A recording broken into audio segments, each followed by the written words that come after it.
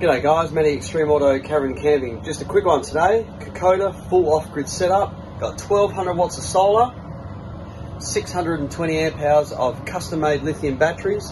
We've got full Victron fit out here. Check this out.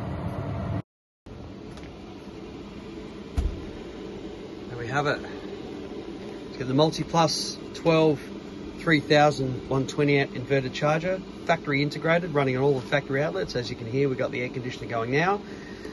There's the Servo GX. We've got a 50 amp solar controller here and another 50 amp solar controller. And there's the EnerDrive 40 Plus, which can be programmed up to 50 amps.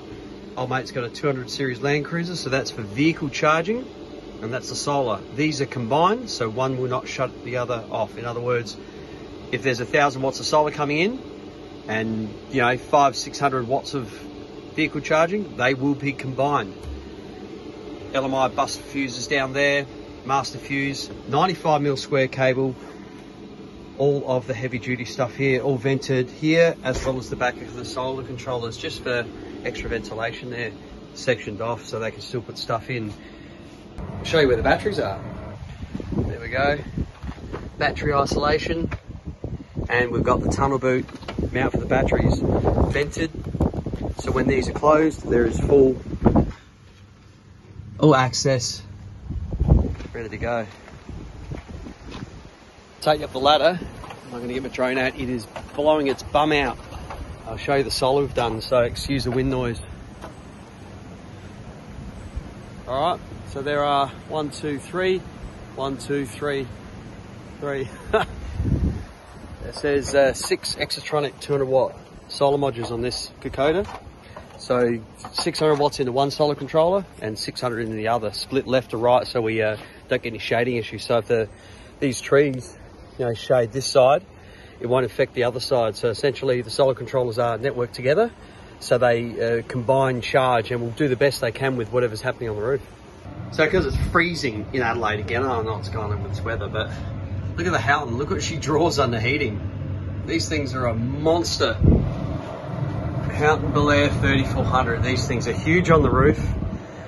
They're not efficient, but hey, the numbers don't lie. That's what's happening right now. Hopefully we can get some sun and I can show you guys what this thing can do. We'll shut some things down and we can do that. These guys are also running Starlink, so they're able to leave their inverter running 24/7 and it'll keep their Starlink running. So you don't have to worry about that portable battery pack. They can still do this if they wish and actually use this as a means of running it, just so if it goes flat, it goes flat. And they can replenish this from this system in this caravan. So all they got to do is plug this in to the any GPO that's in the caravan outside or inside, wherever, and the battery system and the solar system that we've just done will fill this up. Pretty cool, hey? So essentially you've got a means to charge anything, whether it's a lithium battery bike or a laptop charger, cordless drill equipment. You're able to move your energy from one place to another. Even if you've got a lithium dual battery system in the vehicle with a mains charger, well, you can fast charge from this system into that. Really cool to be able to do that. But anyway, I'm still running that on heat, flat out, 130. It's getting warm in here. It's like 15 outside, so we're bringing this temperature right up. And while I got you, we should do the microwave as well. Cup of water, quick start. Cool. All right, microwave, roof clunker, beast energy, not efficient product, all from batteries.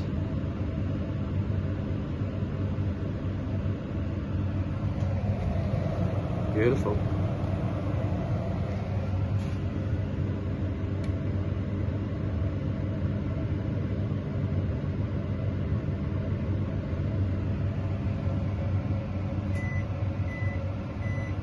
It is so good to be able to do that. You don't have to worry about shutting your air conditioner down, even if it's running at full song and you wanted to quickly heat something up, or put your toast on or whatever. Maybe when you go to that third device and you start punching a really high number, you might get an alarm. But that's the thing, it'll just shut down, and then after a certain amount of seconds, I think it's like 30 seconds, it might even be less, it'll just come back on. These batteries have the ability to continually discharge per battery 250 amps continuous. They've got a peak of 500. Both these batteries combined, you'll never hit those numbers with this inverter. In actual fact, this inverter doesn't even have the potential to come nowhere near those numbers. And that's why we use this setup day in, day out. It just works, and it works really well. It's a really good combination.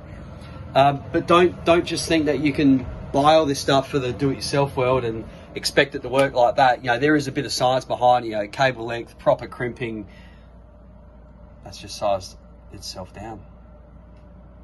We've finally hit temperature. Sorry to cut you off, but it's taken, so 15 degrees in Adelaide, and I've cranked that to 30 straight from batteries.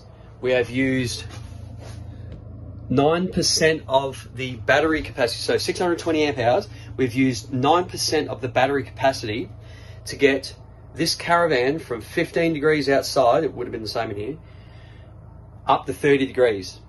And it's just humming along. It's actually not, hasn't kicked in again yet. That's a good, real well test, and I'm glad I actually caught it on video. So even though they're not efficient, it really heated this thing up really quickly. Like, it's like a bloody sauna in here. Let me get that out. Like, this is coming off in a minute. That's as far as it'll go, but we're running.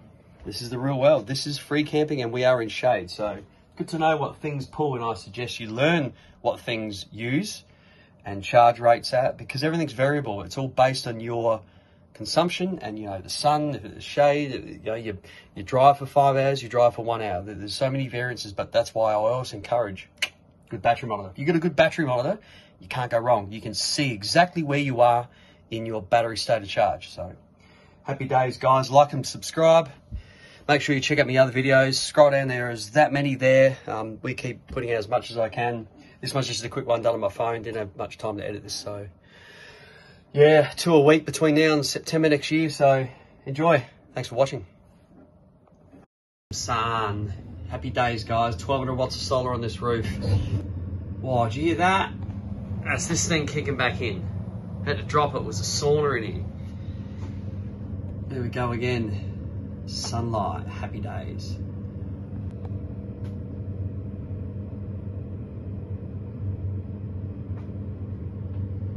I'm going to get old mate to reverse his car up, and we'll get that DC charger to pump in energy on top of that.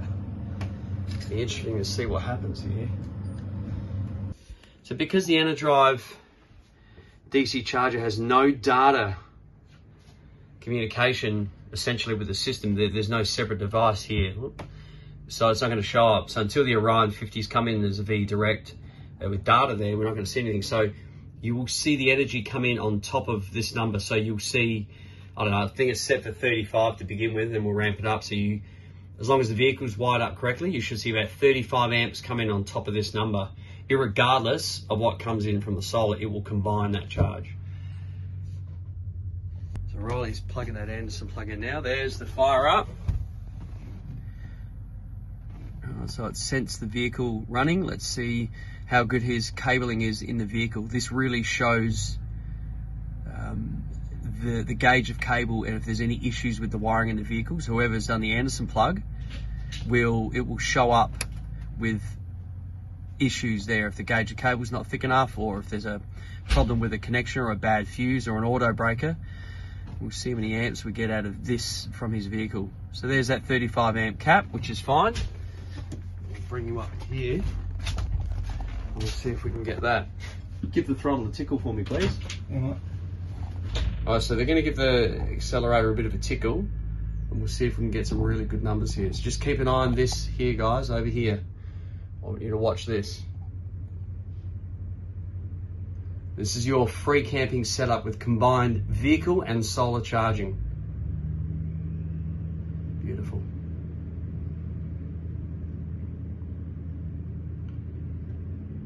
That sun would come out again. That was nice when we saw that 1100 odd watts of solar, but yeah. All right, what we'll do is I'll get Riley to turn that up. So we'll turn the DC charger up from 35 amps. We'll go up to make 45 and we'll see what it does. So the good thing about the EnerDrive DC chargers is they are programmable in those increments, and that's why we're using them if we don't have time to do the Customs Anderson plug on the vehicle. We can really push the line's limits to see what it can do.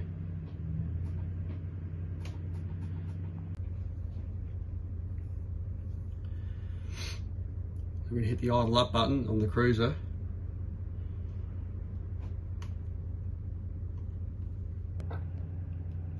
So what's the best, what are you getting out of it?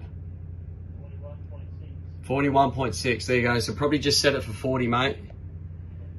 Cool.